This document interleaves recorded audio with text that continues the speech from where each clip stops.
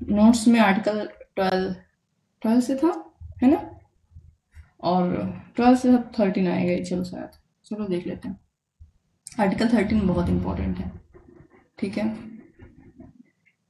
हमने अक्सर सुना है कि कोई विधि असंवैधानिक है, संविधान उसको शून्य घोषित कर देता है या मान्य नहीं है, क्यों नहीं है, क्यों नहीं, कहाँ से उसका बेस आता है। अगर हमें कोई कानून, कोई कार्य है जो केंद्र का है, कुछ उसको असंवैधानिक घोषित कराना है एज ए लॉ, उसका बेस कहाँ से आता है? आर्टिकल 13 से, ठीक है।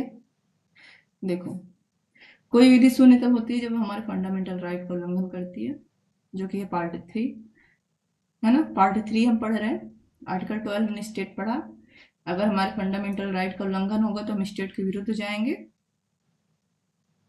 ओके, नाउ फंडामेंटल राइट का मान लो उल्लंघन के अलावा कोई ऐसा कानून बन गया जो हमारे फंडामेंटल राइट का उल्लंघन कर रहा है, तो कानून कहीं तो परिभाषित होगा जिसके एरिया से बाहर जाकर वो हमारे फंडामेंटल राइट का उल्लंघन कर रहा है।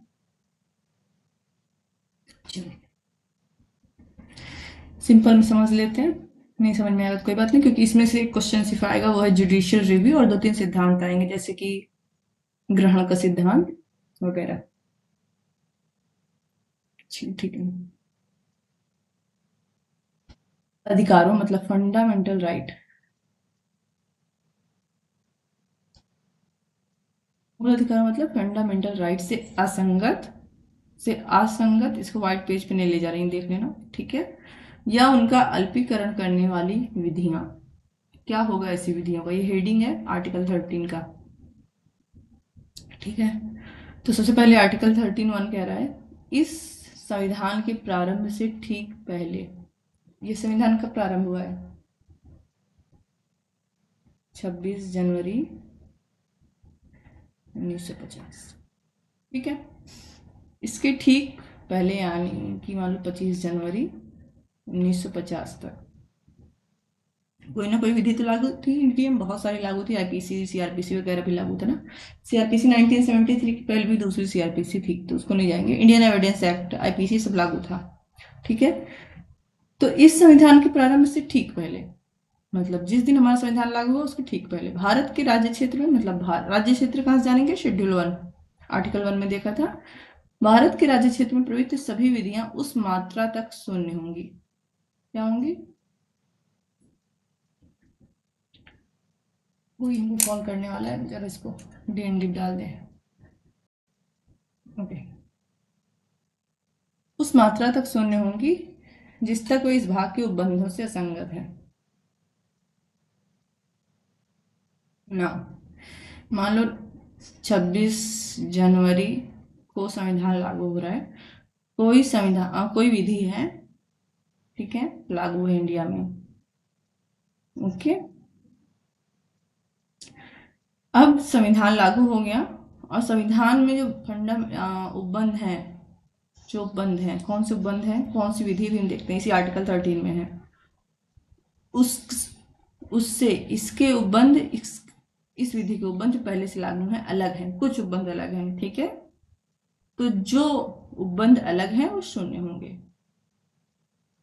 ठीक है। मान लो एक माला है, ठीक है, 4 सफेद मोती है, 2 काली मोती है, ठीक है। 26 जनवरी को जब हमारा संविधान लागू हो रहा है तो बोल रहा है कि हम सिर्फ सफेद मोती की माला एक्सेप्ट करेंगे, तो ये 2 काली मोती वाली माला एक्सेप्ट नहीं होगी, 4 सफेद मोती वाली एक्सेप्ट हो जाएगी। ये सिंपल लैंग्वेज में समझने के लिए, इसका बहुत ज़्यादा इसमें बुद्धि नहीं लगानी है, ठीक है।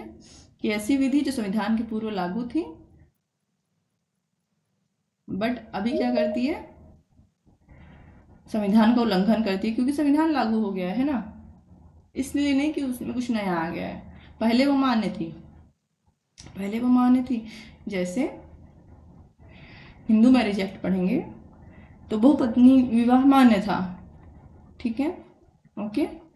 बट जिस दिन हिंदू मैरिज एक्ट लागू हुआ 1956 में, ठीक है, ओके, वहां पर बहुपत्नी विवाह मान्य नहीं है, या बहुपति विवाह नहीं है। बट उससे पहले अगर जिसने बहुपत्नी विवाह किया उसकी शादी समाप्त नहीं हो जाती उससे, हम इतना उसमें नहीं जाएंगे, बस इतना समझ लो, ठीक है। इसको भी हम लोग देखेंगे, क्यों? क्योंकि ये बहुत अच्छे सिद्धांत को जन्म देता है, आर्टिकल 13(1), ठीक। ओके, अब देखो, दूसरा, स्टेट, राज्य के ऊपर कार्यभार सौंप दिया गया है कि आप भले स्टेट हो, स्टेट मतलब गवर्नमेंट जो कानून बनाता है, चाहे विधानसभा हो चाहे संसद, ठीक है। राज्य कोई ऐसी विधि नहीं बनाएगा, राज्य कोई ऐसी विधि नहीं बनाएगा जो इस भाग द्वारा, कौन से भाग द्वारा? भाग मतलब पार्ट 3 द्वारा, पार्ट 3 मतलब हमारे फंडामेंटल राइट का, प्रदत्त अधिकारों को, कौन से अधिकारी को? फंडामेंटल राइट को छीनती है या न्यून करती है, ठीक है। और इस खंड के उल्लंघन में बनाई गई प्रत्येक विधि उल्लंघन की मात्रा तक शून्य होगी। ओके, हम तुम लोग को स्क्रीन शेयर कर रहे हैं, एक मिनट रुकना, क्योंकि व्हाइट पेज कर देंगे तो थोड़ा सा तुम लोग को मैपिंग मिल जाएगा, पॉलिटी के लिए भी थोड़ा सा कॉन्सेप्ट क्लियर हो जाएगा। भैया एक सेकेंड रुक जाओ। चलो, आर्टिकल 13 का हेडिंग में लिखा हुआ है संविधान पूर्व विधियां, ऐसा कुछ लिखा था ना, ठीक है। हम लोग अंदर चलते हैं। 13(1) क्या कह रहा है? कुछ दिख नहीं रहा, एक मिनट, ओके। तो आर्टिकल 13 है ना,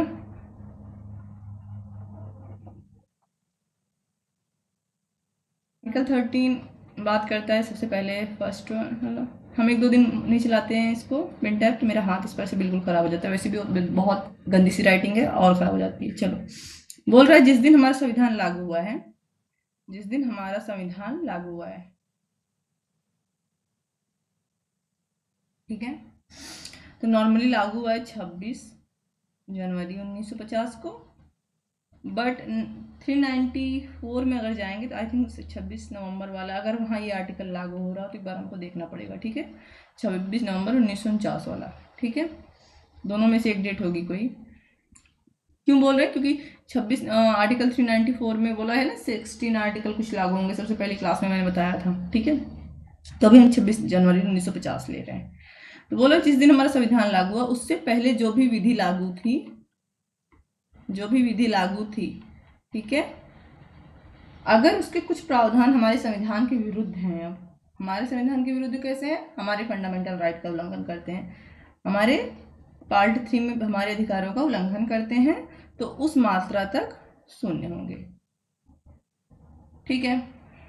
ये तो पहले की विधि थी, क्योंकि पहले से चली आ रही है, इस पर राज्य कुछ कर नहीं सकता। अब संविधान साफ मना कर रहा है, राज्य, राज्य कौन? सेंट्रल या गवर्नमेंट या संसद, या जो उस दिन अभी हमने क्लास ली थी, कोई भी जो जिसके पास कानून बनाने का अधिकार हो, न्यायपालिका, सॉरी, नगर पालिका है ना, जो भी हमारे लिए कानून बना रहा है, ठीक है। न्यायपालिका नहीं आएगा राज्य में, नगर पालिका वगैरह, देखा था हमने क्या है, ये सब कोई भी ऐसा कोई कानून नहीं बनाएंगे जो हमारे पार्ट 3 का क्या करते हैं? उल्लंघन करते हैं, ठीक है। और अगर इन्होंने ऐसा कानून बना दिया तो वो असंगता मतलब जितना विरुद्ध में फंडामेंटल राइट के वहां तक शून्य होगी, ओके। ये रहा विधि, राज्य ऐसी कोई विधि नहीं बनाएगा जो इस भाग द्वारा, पार्ट 3 द्वारा प्रदत्त फंडामेंटल राइट्स को छीनती है या न्यून करती है। छीनना मतलब समाप्त करना या न्यून करना, और इस खंड के उल्लंघन में बनाई गई प्रत्येक विधि उल्लंघन की मात्रा तक शून्य होगी, ठीक है। तो यहाँ पे हम ऐड कर दे रहे हैं, ऐसा कोई कानून नहीं बनाएगा जो हमारे पार्ट 3 के क्या कर रही है? अधिकारों को, हमारे अधिकारों को क्या करती है? छीनती है या न्यून करती है, मतलब कम करती है, ठीक है। और अगर करती है तो वहां तक शून्य होगी। देखो ये आर्टिकल से समझ लो, इस पर हम लोग क्वेश्चन आंसर देखेंगे। नाउ ये बहुत इंपॉर्टेंट आर्टिकल है, ठीक है। 3A, आर्टिकल 13(3)A, अक्सर सुना है कानून है, कानून है, कानून है, बट कानून है क्या? मतलब कानून है क्या? तो हम लोग जुडिस्प्रूडेंस में पढ़ेंगे, ठीक है। वो एक जैसे दवाई होती है, दवाई पढ़ने की एक शाखा होती है, मेडिकल पढ़ने की एक शाखा होती है, मतलब कानून की परिभाषा कहाँ से आती है, तो ये है, इसके ऊपर कोई परिभाषा नहीं जाएगी। विधि के अंतर्गत आते हैं, विधि के अंतर्गत भारत के राज्य क्षेत्र में, क्योंकि इंडियन कॉन्स्टिट्यूशन है, भारत के राज्य क्षेत्र में विधि का बल रखने वाला कोई अध्यादेश, आदेश, उपविधि, नियम, विनियम, अधिसूचना, रूढ़ि या प्रथा है। ठीक है। अध्यादेश मोस्टली देखा राष्ट्रपति वगैरह निकालते हैं, कोई ऑर्डर कोर्ट ने दे दिया। उपविधि, नियम, विनियम, अधिसूचना, रूढ़ि और प्रथा। चलो वाइट पे चलते हैं। ठीक है। तो विधि क्या है? विधि सिर्फ वो नहीं जो संसद या विधानसभा बना रही है, कोई भी ऐसी चीज जो विधि का बल रखती है। ठीक है। विधि का बल मतलब दंड देने की शक्ति। और अगर हम एनालिटिकल स्कूल में जाएं, ठीक है, ठीक है, विधि का बल रखती है तो इसमें आएगा अध्यादेश, जिसको लागू किया जा सकता है, आदेश, ये भी कानून में आता है, नियम, उपनियम, रूढ़ि, प्रथा। कितना हुआ? और एक दो चीज और थी। ठीक है, सारा रटना नहीं है बट पता होना चाहिए कि आर्टिकल 13(3)(a) में विधि की परिभाषा दी है। ठीक है। और ये सब चीजें विधि में आती हैं, यानी कि जो नॉर्मल रूढ़ि प्रथा है, जैसे कि अभी बहुपति प्रथा है कुछ ST जनजातियों में, उत्तराखंड में। ठीक है। तो जितने भाई होते हैं सबकी एक वाइफ आती है। अभी जस्ट एक शादी हुई है। ठीक है। दो भाई हैं, एक अमेरिका में काम करता है और एक गवर्नमेंट जॉब में इंडिया में, और दोनों की एक ही वाइफ आई। प्रथा है बहुपत्नी विवाह। बहुपति विवाह दंडनीय है, बट ये प्रथा उस एरिया में क्या रखती है? विधि का बल रखती है, इसलिए दंडनीय नहीं है और विवाह मान्य है। ठीक है। हर चीज का रूढ़ि भी कहीं कहीं बनती है। हाँ, इन सब का अपवाद भी होता है, हम हिंदू लॉ में बहुत अच्छे से इसको देखेंगे। ठीक है। चलो चलो, ये तो हो गया। ये मैंने बोला था, इसको ध्यान रखना हमेशा हमेशा। कहीं विधि की परिभाषा या विधि, कोई चीज विधि है कि नहीं कहाँ से जानेंगे? अगर वो इन सब में आती है। ठीक है। चलो 13(3)(b), प्रवृत्ति विधि के अंतर्गत भारत के राज्य क्षेत्र में किसी विधानमंडल या किसी अन्य सक्षम प्राधिकारी द्वारा इस संविधान के प्रारंभ से पहले पारित या बनाई गई विधि है जो पहले से निश्चित नहीं कर दी गई है, चाहे ऐसी विधि या उसका कोई भाग उस समय पूर्णतया या विशिष्ट क्षेत्र में प्रवर्तन में नहीं है। तो इसमें सिर्फ नॉर्मल शब्द का अर्थ लेना है 13(3)(b) में। और कि प्रवृत्ति विधि क्या है? प्रवृत्ति विधि किसी एरिया में, किसी स्टेट में कोई लॉ लागू है। ठीक है। कब का लागू है? संविधान के प्रारंभ के पहले, और वो अभी चल रहा है, बंद नहीं हुआ, खत्म नहीं हुआ, समाप्त नहीं हुआ है, और प्लस। ठीक है। चाहे वो किसी विशिष्ट क्षेत्र में प्रवर्तित हो चाहे नहीं, ये क्या है हम बाद में देखेंगे। ठीक है। अब आया आर्टिकल 13(4), ये वेरी इंपॉर्टेंट है और तुमको यहाँ नहीं देखना है। ठीक है। आर्टिकल 368 के साथ हम देखेंगे इसको, नहीं इसको देखेंगे अभी, मतलब इस पे क्वेश्चन आंसर देखेंगे अभी जो सीरीज भेजी है उसमें शॉर्ट में, बाकी इसको अच्छे से हम लोग देखेंगे सेकेंड सेमेस्टर में। ठीक है। क्योंकि पहले हम जान जाएं कि आर्टिकल 368 क्या है ना। ओके। तो इसको लास्ट में पढ़ने के बाद एज ए रिवीजन पढ़ सकते हो अगर लास्ट में ऐड करो तो। ठीक है। तो ये हम नहीं पढ़ेंगे, ये हम नहीं पढ़ेंगे। क्यों? क्योंकि ये जस्ट हमने पढ़ा है, आर्टिकल 13 के बारे में। ठीक है ना, है ना। ओके। महत्व क्या है आर्टिकल 13 का? कितना न्यायिक सिद्धांत है? तो ये सारे सिद्धांत आने चाहिए एज ए लास्ट स्टूडेंट, तुमको पता होना चाहिए सिद्धांत क्या है, खासकर ये और ये। ठीक है। महत्वपूर्ण मामले, देखो ये महत्वपूर्ण मामले वाला ना, इसकी क्लास लेंगे हम लोग जब पूरा संविधान खत्म हो जाएगा तो, फर्स्ट सेमेस्टर का, क्योंकि इसमें सारे डीपली करके 1.5-2 घंटे की क्लास लेनी पड़ेगी। ठीक है। आज हम शॉर्ट में बताएंगे, शॉर्ट में लिखना है तुमको, बट अच्छे से समझ लोगे तो सारे किसी भी आंसर में लिख सकते हो कॉन्स्टिट्यूशन के। ठीक है। उपाय क्या है? अगर आर्टिकल 13 में दिए हुए फंडामेंटल राइट का राज्य उल्लंघन कर रहा है, कोई ऐसी विधि बना रहा है मना करने पर भी जो हमारे फंडामेंटल राइट का उल्लंघन करते हैं, तो उपाय क्या है? तो ये सारे उपाय हैं। ठीक है। इन सबको तुमको यहाँ नहीं रटना है बट इस सेमेस्टर में ही रटना पड़ेगा, आर्टिकल 32 में। ठीक है। तो ये क्वेश्चन आंसर इसलिए एग्जाम देखने को मिल जाता है। चलो,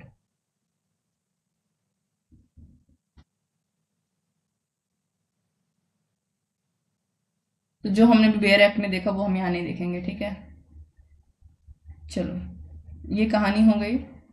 और आर्टिकल 13 भाग 3 में निहित है, जो फंडामेंटल अधिकारों से संबंधित है, वगैरह वगैरह वगैरह, ठीक है। क्योंकि जब जब अभी मैंने पूरी कहानी बताई, आर्टिकल 13 समझाया, तो वहाँ हमने बात की थी कि संविधान के प्रारंभ के पहले या बाद में बनाए गए कोई भी कानून हमारे फंडामेंटल राइट का उल्लंघन नहीं कर सकते, वगैरह वगैरह, ठीक है। तो ये तुमको खुद से पढ़ना है वैसे। इसलिए क्वेश्चन आंसर भी तुम लोग को साथ में पढ़ा के चल रहे हैं, ताकि बाद में हमको ना पढ़ाना पड़े। नहीं तो सिर्फ बेयर एक्ट पढ़ा दे तो हमको लगता है 1 महीने में बेयर एक्ट कंप्लीट हो जाता है, ठीक है। चलो, अब बात कर रहा है आर्टिकल 13 का पार्ट, मतलब आर्टिकल 13 में क्या लिखा हुआ है, वो ये रहा, ठीक है। 26 जनवरी 1950, संविधान के प्रारंभ से पहले भारत में लागू सभी कानून जो फंडामेंटल राइट्स से असंगत हैं उस सीमा तक शून्य होंगे। ये हमने देखा 13(1) में, ठीक है।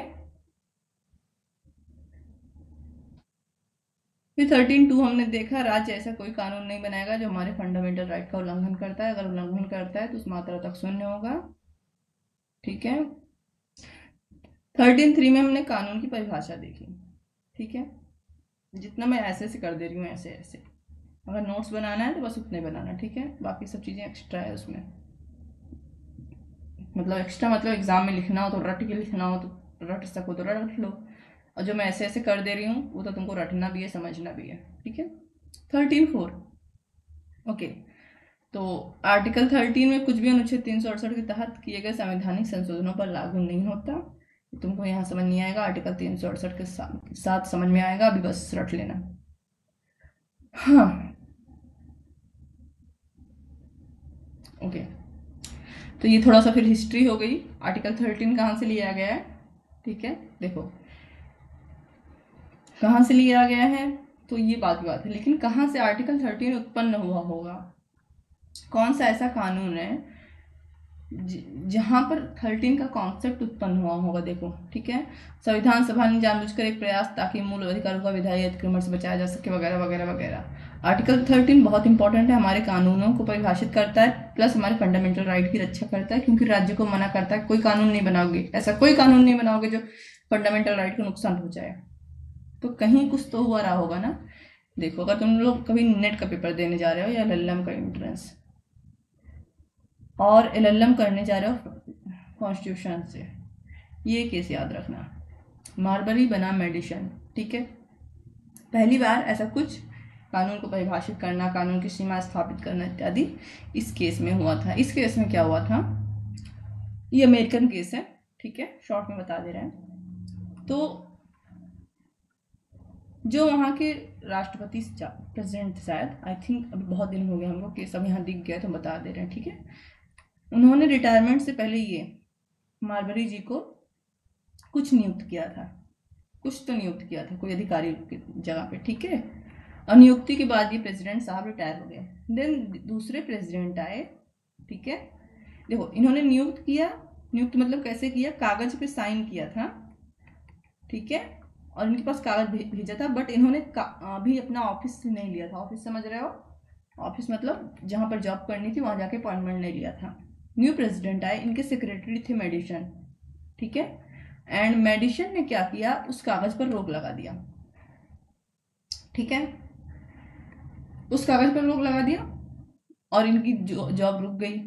ये चलेगा सुप्रीम कोर्ट ना। सुप्रीम कोर्ट का जो राइट है जुडिशियल रिव्यू का, जुडिशियल रिव्यू का मतलब अगर हमारे फंडामेंटल राइट का उल्लंघन हुआ है कि नहीं हुआ है, इसकी जांच कौन करता है, सुप्रीम कोर्ट और हाई कोर्ट। तो ये कोई लिखित कानून नहीं था, तो इस केस से ये कॉन्सेप्ट आया जुडिशियल रिव्यू का। आर्टिकल 13 भी वही देता है, कोर्ट को ये अधिकार दे रहा है ना, राज्य को रोक रहा है हमारे विरुद्ध, आप कोई कानून नहीं बनाओगे जो फंडामेंटल राइट का उल्लंघन करता है। अगर राज्य ने बना दिया तो हम सुप्रीम कोर्ट जा सकते हैं। तो सुप्रीम कोर्ट का ऐसे कोई लिखित अधिकार तो था नहीं, लेकिन इस केस में पहली बार सुप्रीम कोर्ट ने ऐसे कुछ सी पावर का यूज किया। किस सुप्रीम कोर्ट ने, 1803 की बात हो रही है, अमेरिकन सुप्रीम कोर्ट में, ठीक है। तो वहां से ये कॉन्सेप्ट आया, बट हाँ इनको नौकरी तो नहीं मिली, बट कुछ कुछ यहाँ पे इन्होंने रिव्यू किया कि हमारे एरिया से बाहर है, और कुछ चीज़ों पर इनको डांट भी लगाई, मेडिसिन को वगैरह, ठीक है। तो कौन सा कॉन्सेप्ट इस केस से आया था, जुडिशियल रिव्यू का, मारवाड़ी के केस से, ठीक है। तो ये केस याद रखना हमेशा, और मतलब पूरी दुनिया में कहीं पहली बार कॉन्सेप्ट आया था, मोस्टली ब्रिटिश केस से ही सब ऐसा कुछ आता है, ठीक है। Okay okay. उसके बाद फिर हमारे इसमें तो जो इंटरनेशनल लॉ आए हैं, तो तुमको एग्जाम में नहीं लिखना है, ठीक है। हम सिर्फ अपने एलएलबी का चलेंगे, क्योंकि बहुत बड़ा कॉन्सेप्ट है ऑलरेडी। आर्टिकल 13 का महत्व क्या है? फंडामेंटल राइट की सुरक्षा करता है, जाहिर सी बात है। राज्य को मना किया गया, आप कोई कानून नहीं बनाओगे जो फंडामेंटल राइट का उल्लंघन करे, ठीक है। या अगर अगर ऐसा कोई कानून बना दिया गया है तो उस उल्लंघन की मात्रा तक शून्य घोषित होगा, ठीक है। तीसरा, न्यायिक समीक्षा की जा सकती है। अगर कोर्ट ने ऐसा कोई कानून, राज्य ने ऐसा कोई कानून बना दिया है, तो हम न्यायपालिका में आर्टिकल 32 के अंतर्गत सुप्रीम कोर्ट और 226 के अंतर्गत हाई कोर्ट जा करके उस कानून की समीक्षा करा सकते हैं कि यह कानून फंडामेंटल राइट का उल्लंघन कर रहा है कि नहीं, ठीक है। न्यायिक समीक्षा हो गई, ओके। और आर्टिकल 13 क्या करता है? संविधान को सर्वोच्च बनाता है, ठीक है। क्यों? क्योंकि अन्य कोई भी लॉ है, चाहे इतना पुराना लॉ हो चाहे जो, अगर वो संविधान के विरुद्ध है, तो अगर किंग के विरुद्ध कोई जाएगा तो वो जीवित नहीं रहेगा, तो संविधान के विरुद्ध कोई जाएगा तो वो शून्य हो जाएगा, ठीक है। ओके। और ये नहीं लिखना है तुमको, क्योंकि बहुत डीपली जब तुम्हें कॉन्स्टिट्यूशन का नॉलेज होगा तो वहाँ समझ में आएगा, ठीक है। चलो अब आते हैं आर्टिकल 13 के कुछ प्रमुख सिद्धांत हैं, ये सिद्धांत तुमको याद रखना। डॉक्ट्रिन ऑफ सेपरेशन, पृथक्करणता का सिद्धांत, ये बहुत इंपॉर्टेंट है, ठीक है। वेरी इंपॉर्टेंट कानून, वेरी इंपॉर्टेंट लॉ, ठीक है। अगर राज्य ने कोई ऐसा कानून बनाया, ठीक है, जो संविधान के विरुद्ध नहीं है, ठीक है, विरुद्ध नहीं है, संविधान की इज्जत करता है, फुल रिस्पेक्ट करता है, ठीक है, बट उसका कोई एक, मान लो आदमी उसके 10 बच्चे हैं, तो कोई एक बच्चा अपने पिता की रिस्पेक्ट नहीं कर रहा, ठीक। तो इस कानून का, इस लॉ का कोई एक ऐसा नियम है, कोई एक ऐसा कानून इसमें जोड़ा गया है, कोई ऐसा सेक्शन जोड़ दिया गया है जो संविधान का उल्लंघन करता है, ठीक है।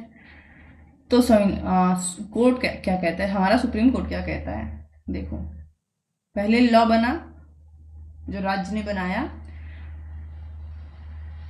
ठीक है, और उसका कोई भाग जो ये भी राज्य बनाएगा, भाई लॉ ही बना रहा है, लॉ का कोई भाग, ठीक है। दो बात हो रही है यहाँ।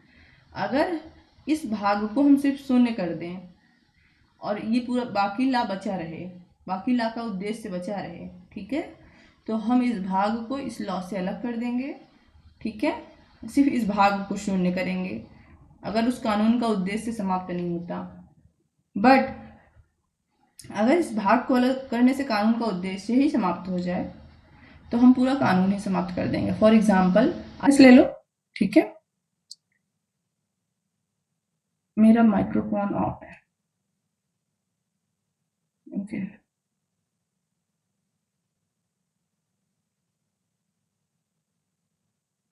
तो जूम करने पर तुमको सारे बच्चे दिखते हैं ना, वो हमको साइड में दिखते रहते हैं, मेरे मोबाइल में भी लाइन से दिखते हैं, तुमको भी लाइन में दिख रहे हैं, बट बहुत साइड से दिखते हैं लैपटॉप पे, ठीक है।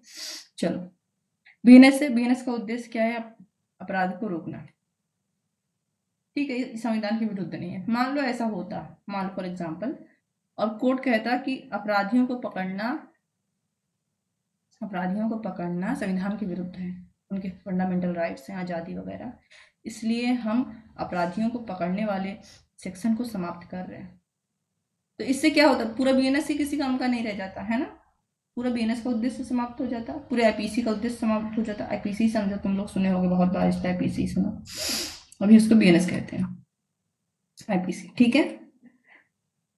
तो तब तो हम पूरा पूरा एक्ट शून्य कर देंगे। बट अगर हमें सिर्फ कुछ ऐसा एक दो, मतलब मान लो एक कोई प्रॉब्लम है उसमें और उसको निकालने से बाकी बाकी के एक्ट का वैल्यू बचा रहेगा, ठीक है। क्योंकि एक्ट बनाने में बहुत पैसा लगता है, राज्यसभा में पारित करो, लोकसभा में पारित करो, बहस करो और फिर राष्ट्रपति साइन करें, फिर लागू करो, नोटिफिकेशन दो, खर्चा लगता है ना। ये सब रोकने के लिए अगर पूरे कानून में से उस छोटे से भाग को निकालने के बाद उस भाग का उद्देश्य बचा रहता है। मान लो कि दो लोग की शादी हो रही है, ठीक है, एक ब्राइड है और एक ग्रूम है, ठीक है। पंडित जी कोई प्रॉब्लम कर रहे हैं तो हमने पंडित जी को वहां से हटा के दूसरा पंडित बैठा दिया, ठीक है। ये पंडित जी को वहां से हटा के कोर्ट मैरिज करा दी, बट शादी का उद्देश्य बचा रहा, शादी पूर्ण हो गई, बट दूल्हा और दुल्हन में से ही कोई नहीं है तो कोई प्रॉब्लम कर दे या कोई चला जाए, ठीक है, तो पूरे शादी का उद्देश्य नहीं रहेगा। उसी तरह अगर वो कानून उस अकेले अनुच्छेद पर, सॉरी, उस अकेले सेक्शन पर आधारित है जिसको शून्य करने पर पूरा का पूरा कानून शून्य हो जाएगा, तो कोर्ट के पास कोई रास्ता नहीं, पूरे कानून को शून्य कर देगा। क्यों? क्योंकि भाई वो पूरा का पूरा कानून हमारे फंडामेंटल राइट है, इसका मतलब उल्लंघन कर रहा है, ठीक है। अगर कोर्ट कानून राज्य कानून लाए कि सबको गिरफ्तार किया जाएगा और सीधे सीधे जेल सजा दे दी जाएगी, सुनवाई नहीं होगी, ठीक है, ओके। तो अगर बीच में कर दे तो सुनवाई का भी डाल दो, 10 दिन के अंदर सुनवाई पूरी होगी, है ना।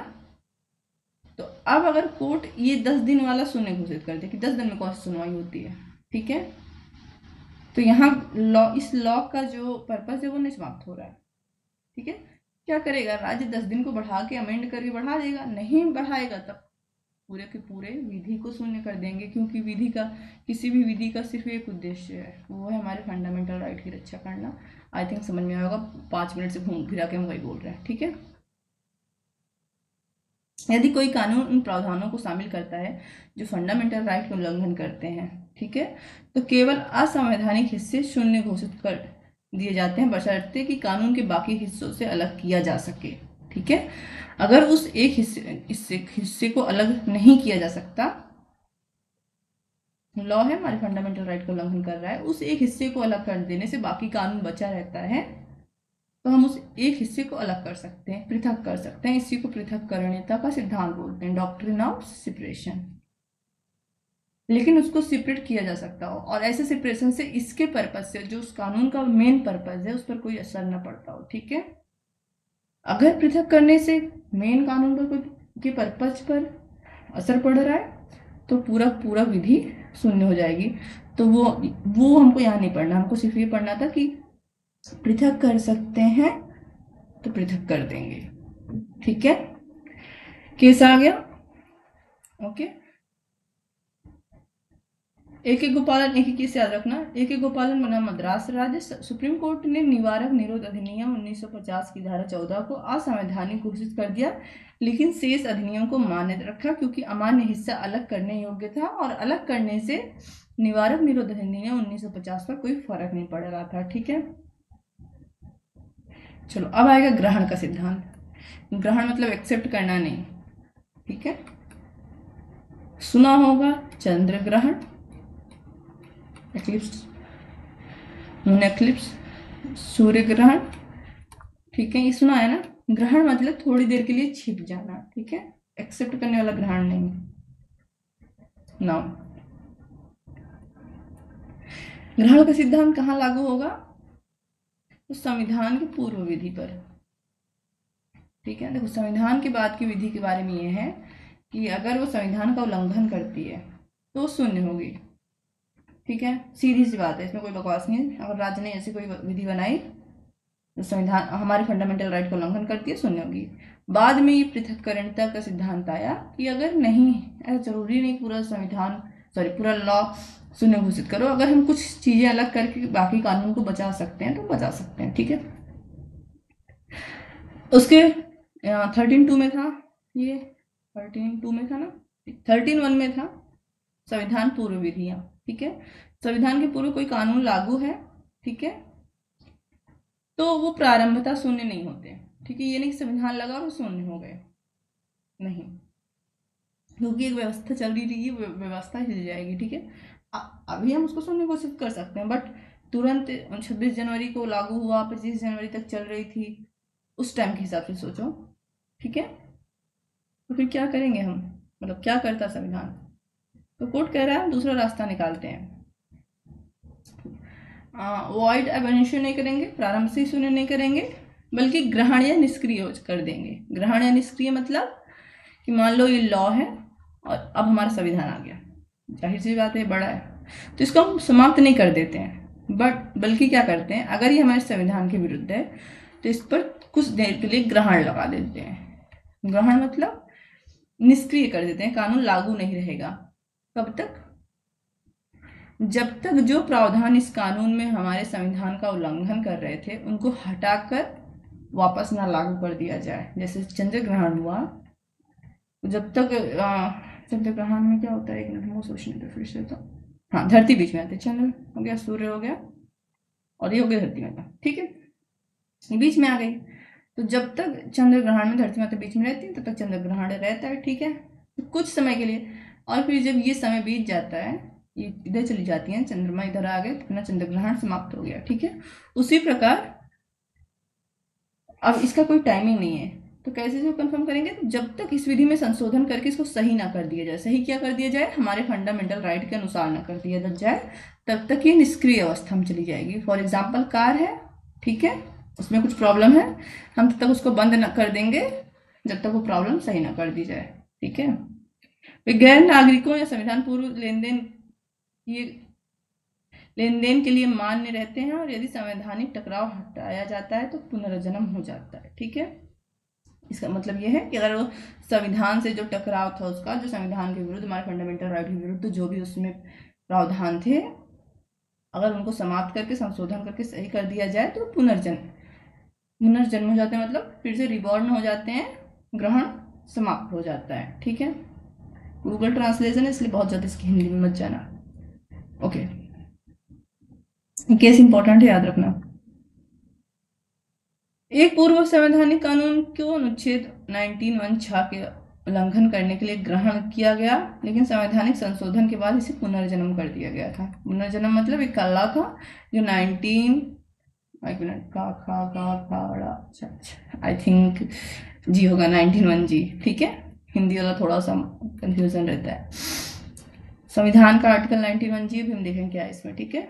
इसका विरोधी एक कानून था, देखो जस्ट 1955 का केस, ये भिकाजी नारायण, इसको याद रखना, केस बहुत इंपॉर्टेंट है आगे के लिए, हमेशा के लिए, मतलब जितने भी कॉन्स्टिट्यूशन में केस हमेशा के लिए परमानेंट है, ठीक है। तो कोर्ट ने क्या किया, उस कानून पर क्या कर दिया, ग्रहण लगा दिया, रोक लगा दी कि पहले जाओ आप ये कानून सही करो, ग्रहण लग गया।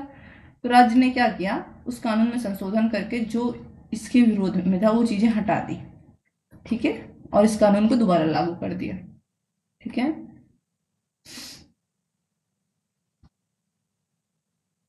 त्याग का सिद्धांत, देखो ये सिद्धांत जो है बहुत इंपॉर्टेंट नहीं है बट पता होना चाहिए। देखो अमेरिका में फंडामेंटल राइट की बहुत इज्जत है, ठीक है। अगर किसी ने किसी फंडामेंटल राइट का उल्लंघन किया तो भैया बहुत हर्जाना देना पड़ता है, ठीक है। बट अमेरिका में एक यूनिक चीज है, लोग अपने फंडामेंटल राइट का त्याग भी कर सकते हैं, ठीक है। अगर तो वाई ने कहा इसने मुझसे 10 लाख रुपए लेकर उस फंडामेंटल राइट को मेरे लिए त्याग दिया था, ठीक है, कि मैं कर सकता हूँ उल्लंघन, ठीक है। जैसे कि शिक्षा का अधिकार ले लो, बट भारत में कोई अपना फंडामेंटल राइट नहीं त्याग सकता, ठीक है। अगर एक्स को किसी कारण से वाई ने पढ़ने नहीं दिया और एक्स ने वाई पे केस किया तो वाई ये नहीं कह सकता कि एक्स ने वो अधिकार त्याग दिए थे शिक्षा का, ठीक है। अगर वाई के कारण नहीं पढ़ पाया तो वाई जिम्मेदार होगा, ठीक है। बसवेश्वर नाथ बनाम आयकर आयुक्त 1959 में सुप्रीम कोर्ट ने फैसला दिया कि फंडामेंटल राइट हस्तांतरणीय है, मतलब जिसको त्यागा नहीं जा सकता और स्वेच्छा से छोड़ा नहीं जा सकता, ठीक है, जबकि अमेरिका में छोड़ा जा सकता है, ठीक है। तो मैंने इसीलिए बोला था। प्रोस्पेक्टिव रूलिंग का सिद्धांत, तो ये भी बहुत ज़्यादा नहीं पूछते कहीं पर, लेकिन थोड़ा सा जानते रहो।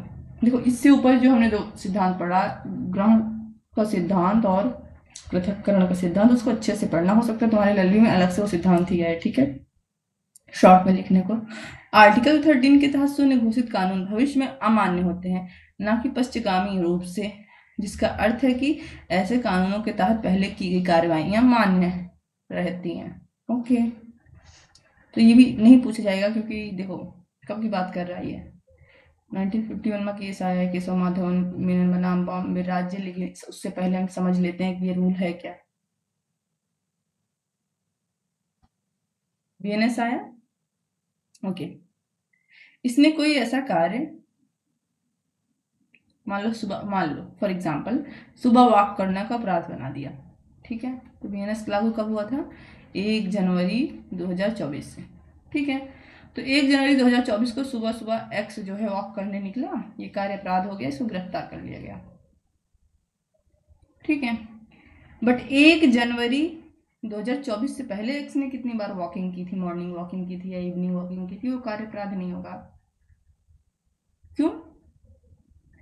क्योंकि जो कार्य क्या कहते हैं, संविधान, क्योंकि जो विधि जिस दिन लागू होती है, जो विधि जिस दिन लागू होती है उसके बाद ही, उस दिन या उसके बाद ही उसके अंतर्गत किया गया कार्य अपराध होता है, ठीक है, उसके पहले नहीं। यही बात संविधान के बारे में हो रहा है, ना कि पश्चिगामी, ठीक है। जो जिस कानून के बारे में बात हो रही है, तो बात ही कानून की बात, सॉरी, आर्टिकल 13 के तहत शून्य घोषित कानून भविष्य में अमान्य होते हैं। भविष्य में अगर कोई कानून लग रहा है आर्टिकल 13 के अंतर्गत राज्य बना रहा है तो वो अमान्य होगा। जो संविधान लागू होने से पहले कानून बने थे वो अमान्य नहीं होंगे, बल्कि क्या हो जाएंगे, निष्क्रिय हो जाएंगे, ठीक है। केशव माधव मेनन बनाम बॉम्बे राज्य 1951 में सुप्रीम कोर्ट ने स्पष्ट किया है कि फंडामेंटल राइट के साथ असंगत पूर्व संवैधानिक कानून केवल संविधान के प्रारंभ से शून्य है, ना कि पहले की कार्रवाइयों के लिए, ठीक है। अब ये देखो, न्यायिक व्याख्याएं, इसको हम नहीं पढ़ेंगे, ठीक है। ये केस तुम लोग को भेज देंगे नोट्स में, बट तुम्हारे में है नहीं, क्वेश्चन आंसर में आएगा ना, इसलिए यहाँ पढ़ेंगे नहीं, है इंपॉर्टेंट सारा क्वेश्चन, किसी दिन हम लोग टाइम लेकर अलग से पढ़ेंगे, ठीक है। मैंने यहाँ ऐड किया है जस्ट एक्स्ट्रा नोट्स के लिए। देखो मैंने एक अलग से नोट्स भेजा हुआ है, वाला नोट्स देख लेती हूँ उसमें है, नहीं तो फिर वहाँ पे चलते हैं, ठीक है।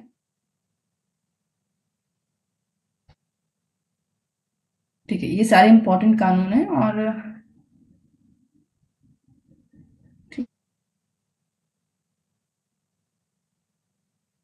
फिर निष्कर्ष आ गया है, ठीक है। निष्कर्ष कंक्लूजन, फिर मैंने कहा कि तुम शॉर्ट ऐसे टाइप में लिखना है। उसके बाद देखो ये फिर से वही माइंड मैप आ गया जो हमने पढ़ा है, ठीक है। महत्व क्या है? मूल अधिकारों की रक्षा करता है, न्यायिक समीक्षा को सक्षम बनाता है, संवैधानिक सर्वोच्चता निश्चित करता है, पश्चिमगामी भविष्यगामी, ये भी हमने पढ़ा, ठीक है। ये 4 सिद्धांत हमने पढ़े। उसके बाद कुछ महत्वपूर्ण केस थे, ये सारे केस बहुत इंपॉर्टेंट हैं, बट मैं यहाँ इसलिए नहीं पढ़ा रही हूँ क्योंकि इसको मैं ना एक लय में पढ़ाना चाहती हूँ। ये पता है क्या है, जैसे एक ईंट बना, फिर उसके ऊपर दूसरी ईंट रखो, फिर तीसरी ईंट रखो, तो एक दीवार बनती है। उसी तरह ये केस ना अलग से हम लोग टाइम लेकर क्या हुआ था, कैसे हुआ था पढ़ेंगे, तब समझ में आएगा, ठीक है। फिर भी ये केस आनंद भारती केस तुमने पढ़ा हुआ है, नहीं याद आएगा तो हर उसमें लिख देना, ठीक है। ये एक पूरी चैन है केसेस की, ये बहुत इंपॉर्टेंट है, ठीक है, ओके। उपाय क्या है? उपाय देखो शॉर्ट में, अगर हमारे आर्टिकल 13 का उल्लंघन होता है और राज्य कोई ऐसा कानून बनाता है, क्योंकि नोट्स में ऊपर हमको दिखा नहीं था, हो सकता हम जल्दी जल्दी नीचे कर रहे थे इसलिए हम दिखा दे रहे हैं, तुमको बस इतना याद भी करना है, इससे ज़्यादा याद नहीं करना। तो हम कहाँ जाएंगे? तो हम सुप्रीम कोर्ट में चले जाएंगे, आर्टिकल 32 के अंतर्गत। आर्टिकल 32 में ये सारे रिट साफ साफ लिखे हुए हैं, ठीक है। ये रिट लिखा हुआ है 5, हैबियस कार्पस, मैंडेमस, ठीक है। इसके अलावा और भी हैं 5, ठीक है, 5 रिट है। PIL कुछ नया कॉन्सेप्ट है, ये भी हम आर्टिकल 32 में पढ़ेंगे। निषेधाज्ञा, हर्जाना और घोषणा, ये हमें CPC वगैरह में मिलता है, ठीक है। तो ये उपाय हैं, इसलिए मैं यहाँ पे नहीं बता रही क्योंकि आर्टिकल 32 में इसको हम लोग अच्छे से पढ़ेंगे, इस पे क्वेश्चन आएगा 5 पे, ठीक है। PIL पे भी क्वेश्चन आएगा तो आर्टिकल 32 में, तो वहाँ अच्छे से पढ़ना ही है। चुनौतियाँ क्या है आर्टिकल 13 के सामने? न्यायिक अतिक्रमण की चिंताएं, मतलब न्यायालय ही अतिक्रमण न कर दे। व्यक्तिगत कानून बनाम समानता की बहस और आपातकालीन निलंबन। आपातकालीन निलंबन क्या होता है? हमारे कुछ फंडामेंटल राइट इमरजेंसी के समय क्या हो जाते हैं, निलंबित हो जाते हैं। एक समय था जब आर्टिकल 21 को ही निलंबित कर दिया गया था, बाद में सुप्रीम कोर्ट ने अपने इस फैसले को दूसरे केस में वापस कर लिया, क्योंकि भाई जीवन के अधिकार को ही निलंबित कर दोगे, जिसको चाहे उसको गोली मार दो, है ना। तो यहाँ पे भी ये चीज़ नहीं बताऊंगी मैं, क्योंकि आर्टिकल 21 हम पढ़ेंगे, अच्छे से पढ़ेंगे। और आवश्यकता पड़ी थी तो ये तो 2-3 घंटे की क्लास होगी, या तो 2-3 दिन की क्लास होगी इसकी, क्योंकि बहुत आर्टिकल है नहीं, 51B तक ही है ना। ओके, अब आ गया इंग्लिश वाला। ये कुछ दिखाना है हमको, देखना। एक सेकेंड। तुम्हारे सीरीज से क्वेश्चन उठाया था उसका नोट से। न्यायिक पुनर्विलोकन से आप क्या समझते हैं? ठीक है, ये क्वेश्चन तुम लोग पढ़ लेना, इसको समझ जाओगे। ठीक है, जुडिशियल रिव्यू क्या होता है? हमने अभी जस्ट केस देखा था मारबरी बनाम मेडिशन, वहाँ से कॉन्सेप्ट आया जुडिशियल रिव्यू का, है ना। जहाँ सुप्रीम कोर्ट या हाई कोर्ट, देखो जुडिशियल मतलब होता है न्यायालय। एक मिनट, मैं स्क्रीन नहीं शेयर कर रही हूँ, सॉरी, और आगे बढ़ गई। ओके ओके, बिना स्क्रीन शेयर किए पढ़ाने लगी, ठीक है। ओके, तो न्यायिक पुनर्विलोकन का अर्थ, एक मिनट पहले शेयर हो गया। तो जुडिशियल रिव्यू हमने ये पढ़ा हुआ था, मारवरी बनाम मेडिशन मैंने थोड़ा सा बताया था, लल्ली के लिए इतना पर्याप्त है। सुप्रीम कोर्ट या हाई कोर्ट, क्योंकि जुडिशियल है, जुडिशियल मतलब न्यायालय। जब न्यायालय क्या करता है? रिव्यू करता है। रिव्यू मतलब पुनः देखता है किसी चीज़ को, तो क्या देखेगा वो? हम आर्टिकल 13 की बात कर रहे हैं, तो जाहिर सी बात है कोई ऐसे कानून, ऐसे विधि को देखेगा जो राज्य बना रहा है। राज्य कौन? आर्टिकल 12 का कोई भी व्यक्ति, ठीक है। और प्रश्न ये है कि क्या वो कानून हमारे फंडामेंटल राइट का उल्लंघन कर रहा है, ठीक है। ओके ओके, देखो फिर से वही आ गया आर्टिकल 13 वाला। तो ये पूरा क्वेश्चन आंसर है अलग से, सीरीज में और सिंपल लैंग्वेज में होगा, देख लेना, ठीक है। ये देखो, न्यायिक पुनर्विलोकन का दायरा और महत्व क्या है, इसको पढ़ लेना। मैंने आर्टिकल 13 अच्छे से समझाया। उसके बाद देखो 5 मिनट बचा है, तो मैं अपना रिकॉर्डिंग बंद करूंगी, ताकि तुम लोगों को कुछ पूछना हो तो पूछ लो, ठीक है। शॉर्ट में देखो, माइंड मैप आ गया है ना। तो ये वाला क्वेश्चन जरूर रेलवे के लिए याद कर लेना। बाकी आज तो पता है टॉल्ट सेकेंड पेपर का, सेमेस्टर का पेपर था तुम्हारे सीनियर्स का, और बेचारे सेकेंड सेमेस्टर का तैयार करके गए थे, तो आधा मोटर व्हीकल और कंज्यूमर प्रोटेक्शन तो सेकंड में आया था, बाकी फर्स्ट पेपर के क्वेश्चन उठा के आ गए वापस। पेपर LLB फर्स्ट सेमेस्टर में जो टॉल्ट है उसी में से आ गया था। बताओ, पता नहीं कैसे पेपर बनाए थे, ठीक है। स्टॉप कर रही हूँ रिकॉर्डिंग।